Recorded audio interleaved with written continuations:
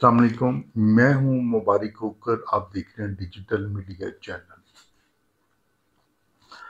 Lahore Punjab university میں 23 سالہ طالبہ پنکھے سے جھول گئی، گلے میں پھندا ڈال کر خودکشی کر لی۔ یہ ایسا واقعہ ہوا، مرنے والی اپنے پیچھے کئی سارے سوال چھوڑ گئی۔ یہ اس نے کیوں کیا، کیسے ہوا، اس کا معمہ حل نہیں ہو سکا، اور شاید ہی نہ ہو۔ یہ دو بہنیں جو ضلع سیالکوٹ، پاکستان کا مشہور و معروف شہر سیالکوٹ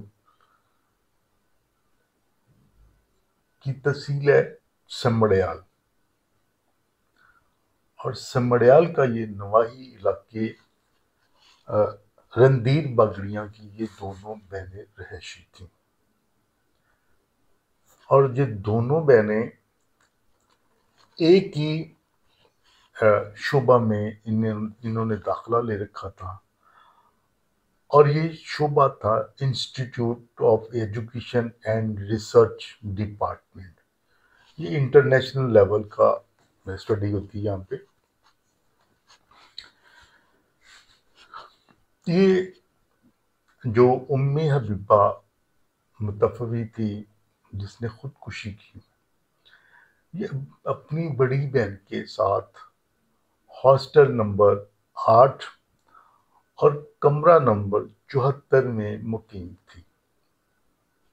بڑی ہنسی مذاق والی یہ بیٹیاں تھیں۔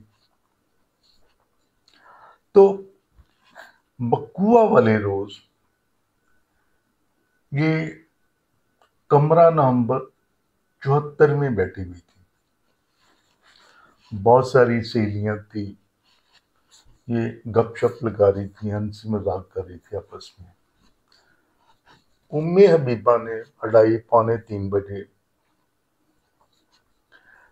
تمام، یا پھر اس وجہ سے اس نے کہا کہ میری بڑی بہن بیٹھی ہوئی، رسپیکٹ کی وجہ سے، چونکہ وہاں پہ مذاق ہر طرح کی ہوتی ہے دوستوں میں، اس نے شاید رسپیکٹ کے لیے کہا ہو کہ میرے سر میں درد ہو رہا ہے اور مجھے آرام کی ضرورت، میں آرام کی کرنے کی غرض سے جا رہی ہوں۔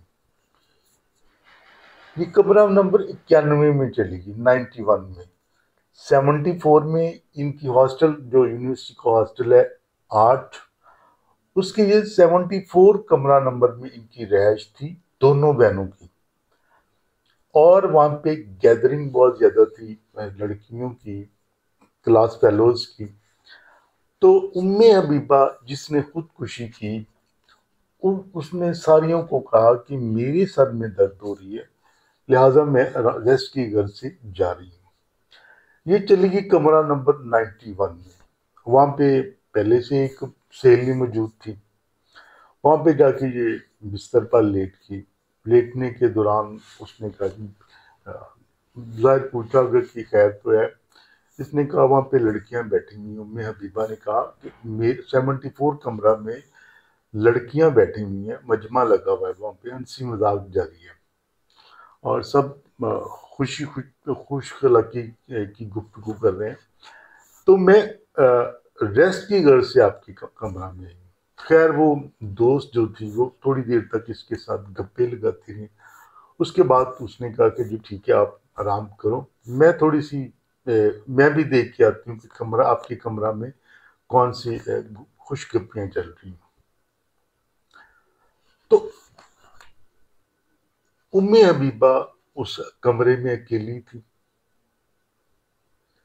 91 والی جو سہیلی ہے، یہ اس کے مطابق ام حبیبہ اس کے تقریباً 3 بجے کے قریب کمرہ میں آئی، اور 3 بجے پھر وہ ظاہر میں نے پہلے عرض کیا تھا وہ باہر چلی گئی، خود وہ قصہ کہانی دیکھنے، ہنسی مذاق دیکھنے کے لیے۔ تو یہ پھر لوگ وہاں پہ کمرہ نمبر 91 میں وہ دوست لڑکی جو تھی وہ 7:30 بجے جاتی وہاں پہ. وہ وہاں پہ 7:30 بجے گئی. اس نے کمرہ کھولنے کی کوشش کی تو محسوس ہوا کہ کمرہ تو اندر سے لاک ہوا ہے. اس نے دروازہ کھٹکھٹانا شروع کیا، 1 دفعہ 2 دفعہ، پھر زیادہ زور سے. پھر ام حبیبہ کی بہن کو بلا کے لائی کہ یہ دیکھو ام حبیبہ کو میں نے اندر چھوڑ کے گئی تھی لیکن لاک نہیں کھل رہا. خیر وہ آہستہ آہستہ تجسس بڑھتا گیا، زور سے کھٹکھٹانا شروع کیا لیکن اندر سے کوئی جواب نہیں آیا. خیر مایوسی ہوئی. وہاں پہ بہت ساری اور لڑکیاں بھی جمع ہو گئی. جو ہاسٹل انتظامیہ تھی وہاں سے وارڈن کو بلایا گیا. وارڈن نے جب بھی اپنی کوشش پوری کر لی اس کے بعد ایک ہی حل تھا، دروازہ توڑ دیتے. جب دروازہ توڑا گیا تو کیا دیکھتے ہیں کہ پنکھے سے ام حبیبہ جس کی عمر 23 سال ہے اس کی لاش جھول رہی ہے، موبائل فون پڑا ہوا ہے. تو یہ سب کچھ دیکھ کے سارے ہکے بکے رہ گئے کہ اس نے یہ ہوا کیا ہے. خیر اس وقت یہ تھانہ دودھ مسلم ٹاؤن میں آتا ہے. 15 پہ کال کی گئی، وہاں سے پولیس، بیمار لیڈیز پولیس وہاں پہ آئی. انہوں نے پھر قانونی کارروائی کے بعد لاش کو پوسٹ مارٹم کے لیے ہاسپٹل منتقل کر دیا گیا.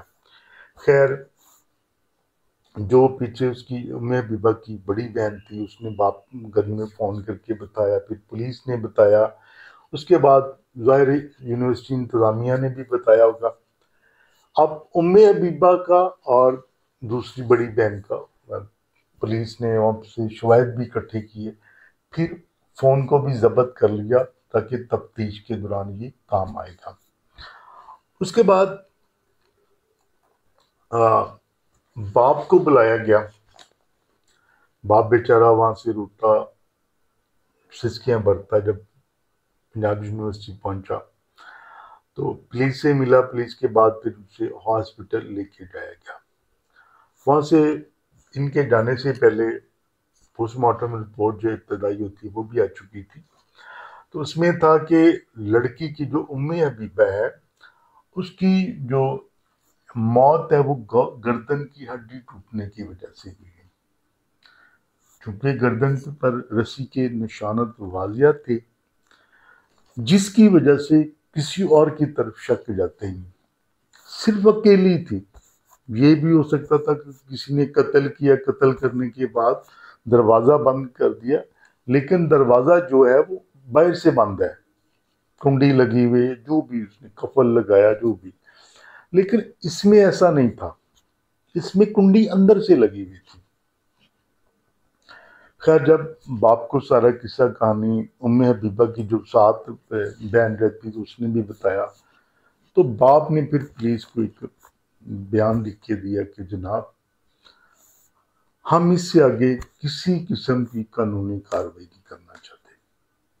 ٹھیک ہے، بچی نے خودکشی کر لی تو اس سے آگے جو ہے نا وہ بچی کی غلطی کہہ لیں، بچی نے کس وجہ سے خودکشی کی، یہ ایک علیحدہ سے میٹر ہے، لیکن ہم کسی قسم کی قانونی کارروائی کرنا ہی نہیں چاہتے.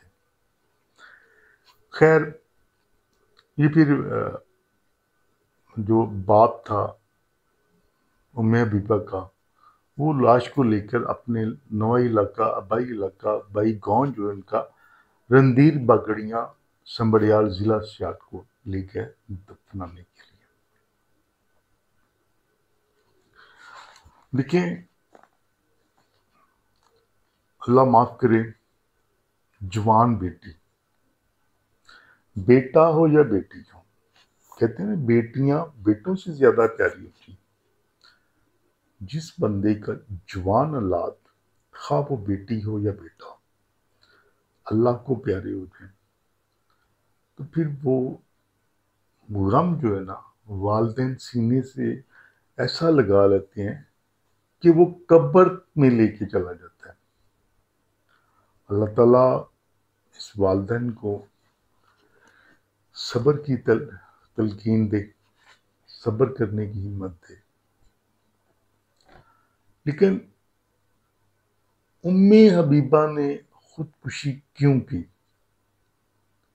یہ ایسا مہمہ اپنے پیچھے انکمپلیٹ سوال چھوڑ کے چلی گئی ہے، جو باپ کی درخواست کے بعد حل نہیں ہو سکتا۔ صرف اتنا ہی تھا کہ اس نے خودکشی کر لی۔ کیوں کی، کس وجہ سے کی، کیا اسے مسئلہ مسائل تھا، اب اس پہ ڈسکس کرنا جو نا وہ بنتا نہیں،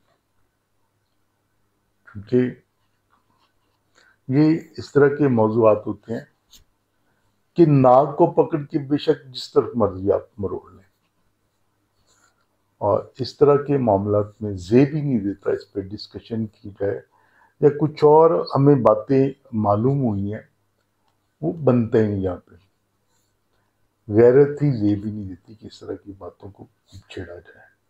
ٹھیک ہے، اللہ تعالیٰ اسے خودکشی حرام تو ہے لیکن ہم اس کے لیے دعا ہی کر سکتے ہیں، اللہ تعالیٰ اسے معاف فرمائے اور اس کی ایسی نیکی جو ہے اس کو کنسیڈر اللہ تعالیٰ کریں، اور اس کی بخشش، جو اس کی بخشش کا ذریعہ بن جائے۔ اپنا بہت سارا خیال اور مجھے دعاؤں میں یاد رکھیے گا۔ اللہ حافظ۔